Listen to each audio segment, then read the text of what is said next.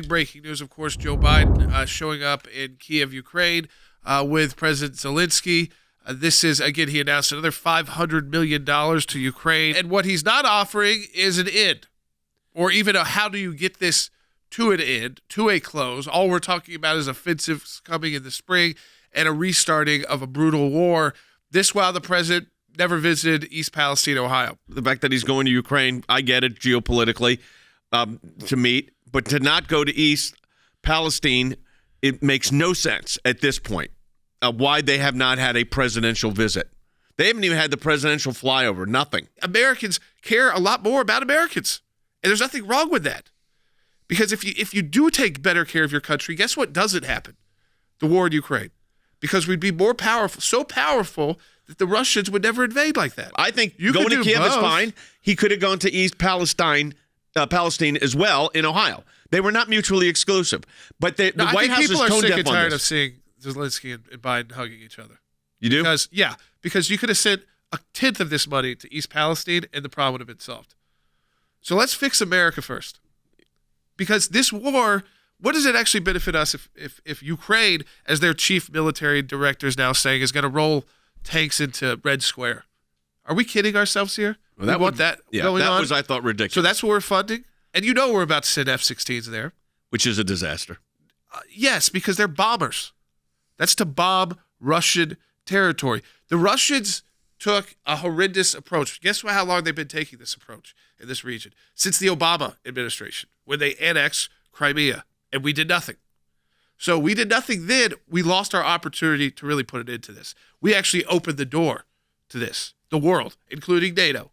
We wouldn't allow Ukraine into NATO. We allowed Russia to bully us there and say you can't let them in. But when people see the problems in our own country, it's hard to support Ukraine, without any kind of anybody telling us how this comes to a conclusion. How do we stop the people getting killed there? I don't think they know. Well, all we're doing is giving weapons to kill more people. I think what Putin did here was outrageous. Don't get me wrong.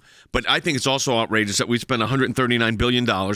We've got a crisis in Ohio that's getting no attention from the White House. I think most Americans would be fine sending this money, even when we're facing a lot of serious issues in our own country, if the administration could tell us how they would like to see this come to an end. I mean, so far, we are talking about what's going to happen next year right now in this conflict. I think that there's a way to be able to, as the United States of America, be able to promote peace and prepare for war.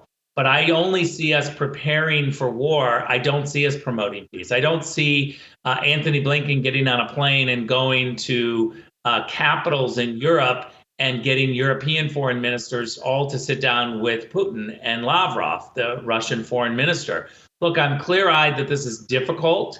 It's going to be incredibly hard to try to get the Russians to back off. We should have been doing this a long time ago. The longer it goes on, the worse it gets and the more difficult it gets.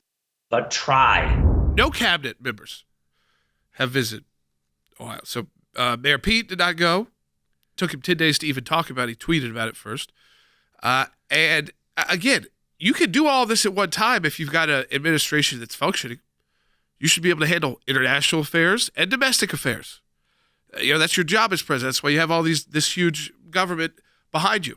But you know what? People don't even go to work in Washington, D.C. The buildings are empty. Right. The federal government bureaucrats don't go to work. So, the fact that things aren't working, all you have to do is look at the building and see, oh, there's no one here. I mean, no wonder. Whether we had the balloon crisis, we're an embarrassment on the world stage. So I think that this is what just angers people. It's not that they are against helping Ukrainians. It's tell me how this help is going to end the conflict. And what are the parameters to end that conflict? And why can't you get on the phone with Putin and end the conflict? You can't get on the phone with your Chinese counterpart for the Ministry of Defense with our Secretary of Defense. How did we not get on the phone with Putin and say, okay, this has got to stop, and get Zelensky and Putin to a table and work it out? But they haven't, because we have no standing on the world stage.